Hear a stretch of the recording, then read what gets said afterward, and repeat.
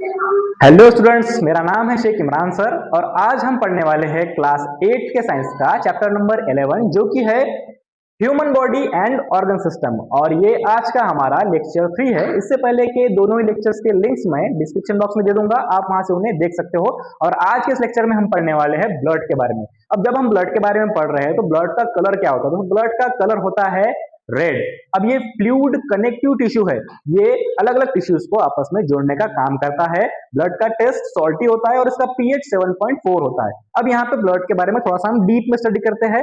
Blood mainly दो चीजों से बना होता है। कौन से? Plasma and blood cells. अब प्लाज्मा के बारे में थोड़ा सा हम देख लेते हैं।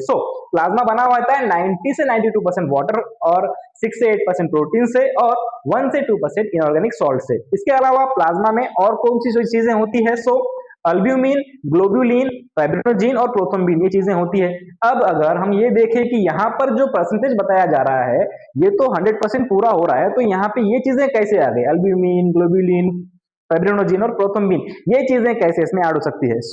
ये जो आपको दिख रहा है प्लाज्मा का पोर्शन 6 to 8% वाला, ये प्रोटीन है। और यही प्रोटीन 6 to 8% ये अल्ब्यूमिन, ग्लोब्यूलिन और फाइब्रिनोजेन और प्रोथ्रोम्बिन, ये प्रोटीन होते हैं जो प्लाज्मा में प्रेजेंट होते हैं। यहाँ पे प्रोटीन्स के नाम दिए हुए हैं जो कि 6 to 8% प्लाज्मा में प्रेजेंट होता है। अब ये प्रोटीन्स जो प्रेजेंट है प्लाज्मा में, इनके फंक्शंस क्या है? अल्ब्यूमिन की अगर बात की जाए तो ये डिस्ट्रीब्यूशन करता है वाटर का आपके सारे के सारे बॉडी में, वाटर को पहुंचाने का काम अल्ब्यूमिन करता है। देन ग्लोब्यूलिन जो है ये आपके बॉडी को प्रोटेक्ट करने का काम करता है। फाइब्रिनोजेन और प्रोथ्रोम्बिन ये जो है ब्लड के क्लॉटिंग में हेल्प करता है। ये सारी चीजें हैं जो कि प्लाज्मा के बारे में है। और जो लास्ट एक चीज बताई गई थी 1 to 2% इनऑर्गेनिक सॉल्ट्स, ये कौन से होते हैं? कैल्शियम, सोडियम एंड पोटेशियम, ये सॉल्ट्स होते हैं इनऑर्गेनिक सॉल्ट्स जो हमारे ब्लड में प्रेजेंट होते हैं। इनका फंक्शन होता है मसल्स और नर्व्स के फंक्शन इनको कंट्रोल करने का। अब ये हो गया प्लाज्मा के बारे में। अभी देखते हैं कि ब्लड सेल्स हमारे बॉडी में कौन से होते हैं। तो मेनली अगर ब्लड सेल की बात की जाए तो रेड ब्लड सेल जिन्हें आरबीसी भी कहा जा सकता है, व्हाइट ब्लड सेल जिन्हें डब्ल्यूबीसी भी कहा जा सकता है, और प्लेटलेट, ये 3 टाइप्स के सेल्स हमारे ब्लड में प्रेजेंट होते हैं। अब यहाँ पे हम एक के बाद एक इनको ठीक से समझ लेते हैं। सबसे पहले समझेंगे रेड ब्लड सेल के बारे में। रेड ब्लड सेल स्मॉल होते हैं, सर्कुलर इनका शेप होता है और ये ई न्यूक्लिएटेड होते हैं, यानी कि इसमें न्यूक्लियस नहीं होता है।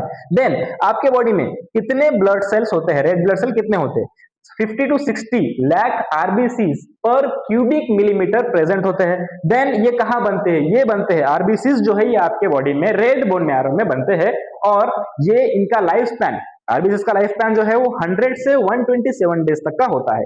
देन अब पढ़ते हैं हम डब्ल्यूबीसीज के बारे में, यानी कि व्हाइट ब्लड सेल के बारे में। ये व्हाइट ब्लड सेल लार्ज होते हैं साइज में, न्यूक्लिएटेड और कलरलेस सेल ये होते हैं। इनको न्यूक्लियस होता है लेकिन इनका कोई कलर नहीं होता।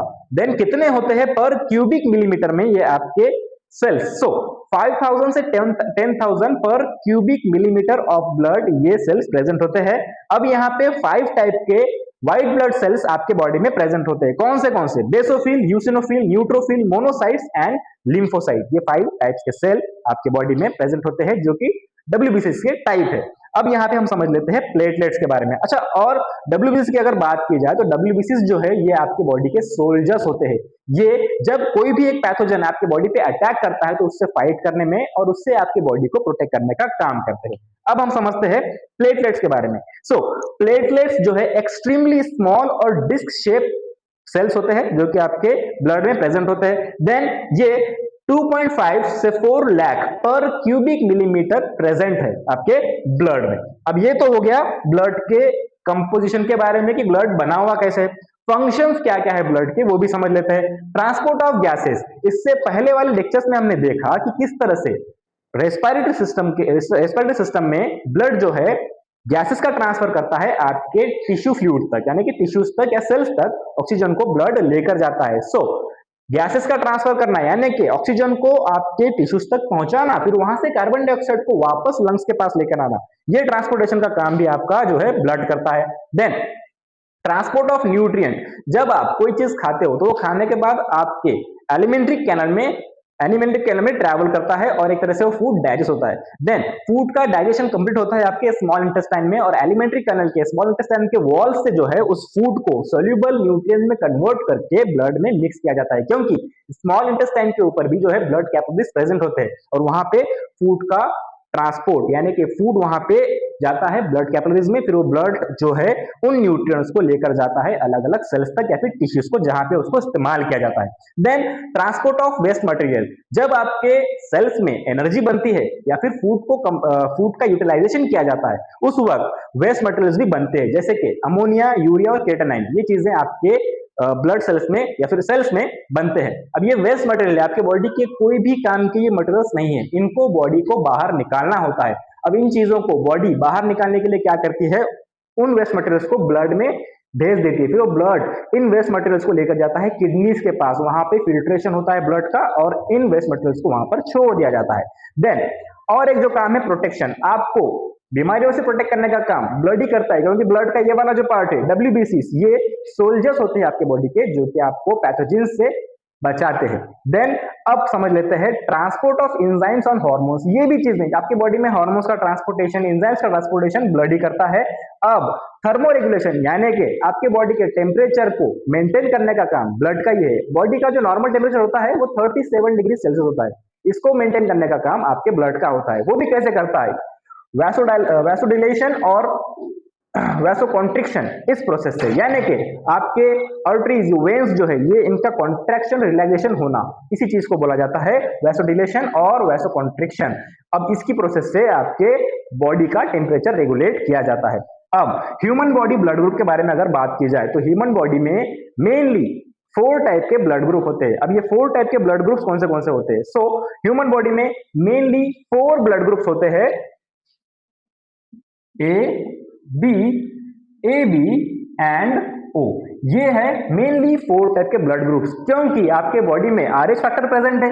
RH फैक्टर प्रेजेंट है, इस RH फैक्टर में 2 चीजें होती है, नेगेटिव या फिर पॉजिटिव। अब इस RH फैक्टर की वजह से ये ब्लड ग्रुप जो है और भी 2 डिविजन्स में डिवाइड हो जाता है, जैसे कि ए पॉजिटिव और A negative, A positive and A negative. इस तरह से ए जो ब्लड ग्रुप है उसके दो पार्ट्स बन जाते हैं। वैसे ही B positive, B negative, A B positive, A B negative, O positive, O negative. इस तरह से अगर बोला जाए तो 8 ब्लड ग्रुप्स प्रेजेंट होते हैं। अब समझ लेते हैं ब्लड डोनेशन के बारे में। ब्लड डोनेशन के बारे में अगर बात की जाए तो ब्लड कोई एक इंसान जब ब्लड डोनेट करता है तो उस ब्लड डोनेशन की जरूरत क्या होती है, किसी भी एक पर्सन को अगर कुछ उसके साथ हादसा हो जाए, कोई एक्सीडेंट हो जाए, तो उसका हो सकता है कि ब्लड लॉस बहुत हो जाएगा, तो उसको ब्लड की जरूरत पड़ती है। तो यहाँ पे ब्लड डोनेशन करना बहुत ही इंपॉर्टेंट है। और दूसरे कुछ केसेस होते हैं, कुछ बीमारियां होती है जिनमें ब्लड की जरूरत पड़ती है, जैसे कि एनीमिया, थैलेसीमिया और कैंसर। इन पेशेंट्स को भी ब्लड की जरूरत पड़ती है, इनको भी ब्लड देना पड़ता है। सो ब्लड अगर डोनेट करोगे तो इस तरह के जो नीडी पर्सन है उनको इसका बहुत ज्यादा यूज होगा।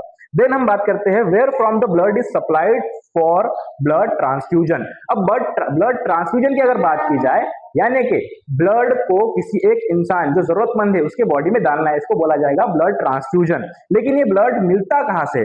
तो ये ब्लड मिलता है ब्लड डोनर्स की वजह से। जो लोग ब्लड को डोनेट करते हैं, सबसे बेस्ट डोनेशन अगर बोला जाए तो ब्लड डोनेशन है। क्यों? क्योंकि ये लोगों की जिंदगी को बचाता है। अगर आप ब्लड डोनेट करोगे तो जो जरूरतमंद इंसान है, जो नीडी पर्सन है, उसकी जान बच सकती है। अब किसी की जान को बचाना, उससे बड़ा काम तो कोई हो नहीं सकता, इसलिए ब्लड डोनेशन सबसे बेस्ट सुपेरियर डोनेशन हम कह सकते हैं। सो जो लोग ब्लड डोनेट करते हैं उनको ब्लड डोनर कहा जाता है, क्योंकि वो ब्लड को दे रहे हैं। अब जिसको ब्लड चढ़ाया जाता है उसको ब्लड रिसिपिएंट कहेंगे, यानी कि वो ब्लड को रिसीव कर रहा है और उसको उस ब्लड की वजह से उसकी जान वगैरह बच रही है। तो ये सारी चीजें हैं। अब जो ब्लड दे रहा है या फिर जो ब्लड ले रहा है, इनके बारे में थोड़ा समझ लेते हैं। यहां पे हमने देखा कि 4 टाइप्स के ब्लड ग्रुप प्रेजेंट है, ए बी एंड ओ। इनमें से ये ओ जो ब्लड ग्रुप वाला है इसको हम यूनिवर्सल डोनर कह सकते हैं। ओ ब्लड ग्रुप वाले को यूनिवर्सल डोनर।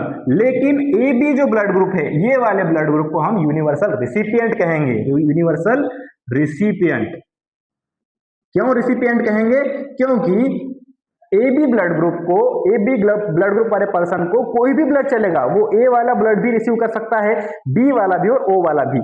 लेकिन ओ वाला जो है, ओ ब्लड ग्रुप वाला, ये इन तीनों को भी दे सकता है, लेकिन ए बी वाला किसी और को नहीं दे सकता। उसको ए बी वाले को सारे ब्लड चलेंगे, लेकिन खुद का ब्लड वो किसी और को दे नहीं सकता। इस तरह के ये कुछ चीजें हैं ब्लड के बारे में। और दूसरी चीज अब पढ़ते हैं हम ब्लड प्रेशर के बारे में। किसको बोलेंगे? Blood pressure. आपके बॉडी में हार्ट का रिलैक्सेशन और कॉन्ट्रैक्शन कंटिन्यूअस चलता रहता है, इसी वजह से आपकी बॉडी में ब्लड सर्कुलेट होता रहता है और ये होना बहुत जरूरी है।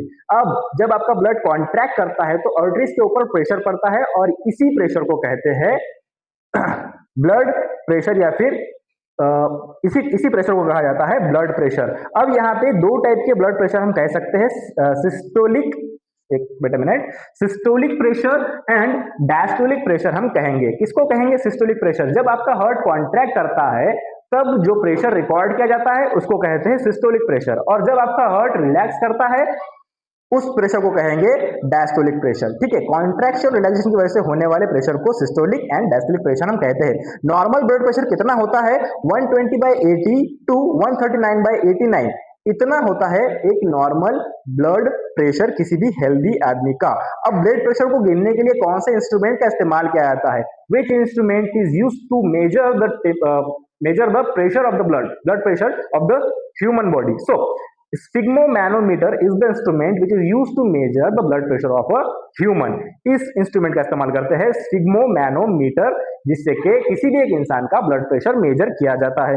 अब हाइपरटेंशन की अगर बात की जाए तो हाइपरटेंशन हम बोलेंगे हाई ब्लड प्रेशर को। होता क्या है कि अननेसेसरी टेंशन डेवलप हो जाता है किसी भी एक इंसान के आर्टरीज के ऊपर। इसकी वजह से क्या होता है? हार्ट का कॉन्ट्रैक्शन रिलैक्सेशन की प्रोसेस बढ़ जाती है और इससे ब्लड प्रेशर जो है वो बढ़ जाता है। इसी को कहते हैं हाइपरटेंशन। तो इससे पहले हम पढ़ रहे थे ब्लड ग्रुप के बारे में, और जब हम पढ़ रहे थे ब्लड ग्रुप के बारे में तो हमने ये पढ़ा कि यहाँ पे 4 टाइप्स के ब्लड ग्रुप होते हैं, ए, बी और ओ। लेकिन ये समझना जरूरी है कि इसकी जब डिस्कवरी की गई तो किसने बताया है कि ह्यूमन बॉडी में 4 टाइप के ब्लड ग्रुप होते हैं। सबसे पहले ए, बी और ओ इस ब्लड ग्रुप की डिस्कवरी की थी कार्ल लैंडस्नर में 1900 में, और उन्हें उनकी इस ब्लड ग्रुप की डिस्कवरी के लिए नोबेल प्राइज से नवाजा गया था, उनको नोबेल प्राइज मिला था। फिर बाद में बचा हुआ एक ब्लड ग्रुप जो कि है ए बी, इसकी डिस्कवरी की थी डिकैस्टिलो एंड स्टर्ली ने 1902 में। अब बात करते हैं कि ब्लड डोनेशन कौन कर सकता है और क्या क्या चीजें होती है। ठीक है, आपके बॉडी में ब्लड जो है वो कंटिन्यूअसली बनता ही रहता है। अब यहाँ पे जो भी एक हेल्दी पर्सन है वो ब्लड डोनेट कर सकता है। ब्लड डोनेशन के वक्त उसके बॉडी से 350 ml ब्लड निकाल लिया जाता है जो कि विदिन 24 आवर रिकवर हो जाता है। देन अगर बात की जाए कि कौन ब्लड डोनेशन कर सकता है, 18 ईयर्स से ऊपर जिसकी भी एज है वो ब्लड डोनेशन कर सकता है। और दूसरी चीज कौन नहीं कर सकता है? जो प्रेग्नेंट लेडीज है या फिर जो ब्रेस्ट फीडिंग लेडीज है वो ब्लड डोनेशन नहीं कर सकती। ये सारी चीजें हैं। और एक बात, हीमेटोलॉजी कहा जाता है ब्लड की स्टडी से रिलेटेड साइंस को। जिस साइंस में ब्लड की स्टडी की जाती है उससे जुड़े हुए बीमारियों के बारे में स्टडी की जाती है, सारे डिसीजेस, सारे की सारी जो चीजें होती है ब्लड से रिलेटेड, इनकी स्टडी जिस साइंस में की जाती है उस साइंस को कहा जाता है हीमेटोलॉजी। ये सारी बातें थी हमारी आज के चैप्टर की, और यहाँ पे हमारा chapter number 11 human body and organ system खत्म होता है। I hope you all have understood the topic which I have taught in this chapter, in this lecture. Thank you.